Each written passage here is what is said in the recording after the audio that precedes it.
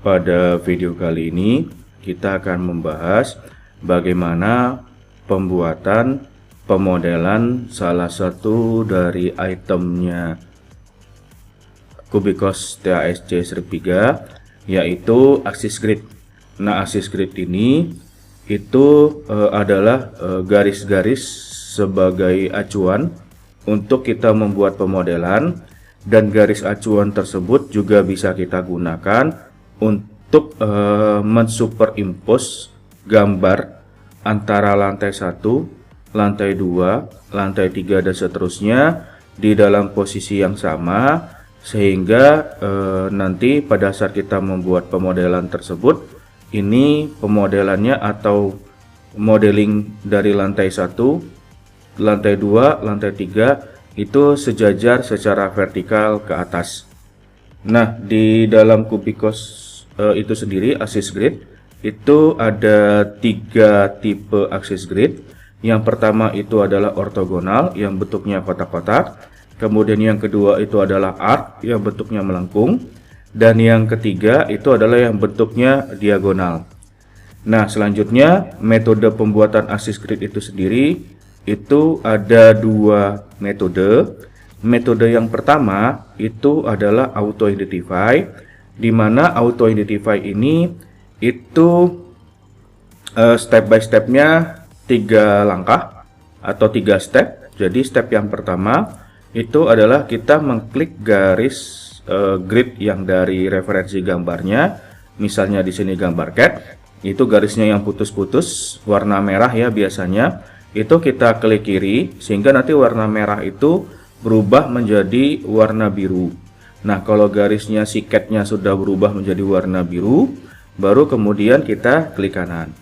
Nah, step yang selanjutnya kita klik labelnya atau namanya si grid, yang biasanya itu nama grid itu ada huruf A, B, C, D dan sekian, kemudian juga ada angka 1, 2, dan 3, dan termasuk juga jaraknya atau distance-nya itu kita klik, sehingga kalau misalnya teksnya juga sudah berubah menjadi warna biru, baru kemudian kita klik kanan. Nah, last stepnya, final stepnya itu adalah kita klik auto identify. Jadi hanya 3 langkah untuk membuat pemodelan axis grid tersebut. Nah, metode yang lain itu adalah metode manual. Jadi manual itu kita buat satu persatu gridnya, baik itu yang sisi horizontal dan sisi yang vertikalnya. Kemudian kita klik jaraknya antar masing-masing grid dan labelnya. Kemudian setelah itu baru kita klik OK dan kita letakkan posisinya sesuai dengan gambarnya. Nah, sekarang kita coba ya langsung di aplikasi Cubicos TASC strip 3. Oke, nah di sini kita coba klik kiri 2 kali gambar yang sudah kita input. Nah, di sini dengan contoh misalnya rough dan tie beam plan, ini kita klik kiri 2 kali sehingga gambar ini akan muncul di layar yang berwarna hitam.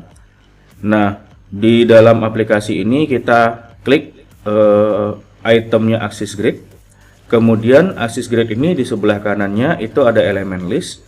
Nah, kita pilih dari 3 tipe tadi, itu adalah tipe yang ortogonal.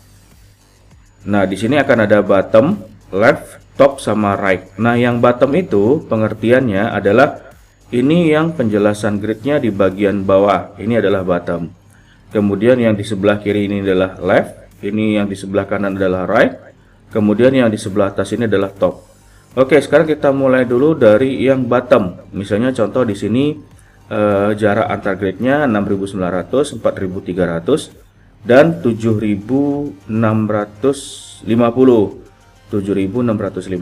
Nah, ini bisa kita coba dengan metode yang bottom dulu nih. Tadi di sini kan 6.900. Kita klik di bagian bawah ADD-nya. Jadi kita klik add ADD, kemudian 4.300. Oke. Jadi dia posisinya dari kiri ke kanan ya kalau untuk yang gridnya vertikal. Jadi dari kiri ke kanan. Yang grid vertikal itu misalnya ini nih, grid 1, 2, 3, jadi dia dari kiri ke kanan. Kemudian untuk yang di bagian di bagian kiri atau kanannya itu mulainya dari sisi bawah ke atas. Nah, sekarang kita ambil contoh. Di sini ada gridnya misalnya 8000. 8000 ini kita bagi 2 menjadi misalnya 4000 baru 1500 ya. Nah, ini caranya tadi ini kita tambahkan 4300, kita ADD. Kemudian tadi 7650 kita ADD. Nah, sudah ada 3 grid nih contoh. Baru kita klik yang di bagian left. Tadi left itu 4000 kan dibagi 2 ya, tadi 8000-nya ADD lagi. Kemudian setelah 4000 kita cek lagi gambarnya, itu adalah 1500 dan 9400. Nah, di sini kita isi 1500. Oke, kemudian baru kita klik ADD lagi, kita isi di sini 9000 ADD.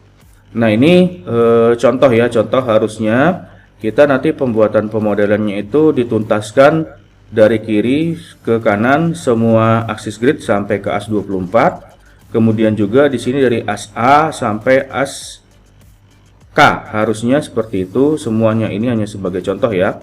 Kalau misalnya sudah, baru kita klik OK di sini. Kemudian baru kita move nih. Misalnya kita move.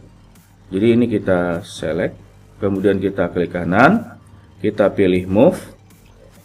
Nah, ini misalnya as A ketemu dengan as 1, ini kita arahkan ke sini ya. Jadi kita aktifkan atau nonaktifkan ortogonalnya, ortogonal yang di bagian layar bawah berwarna hitam ini.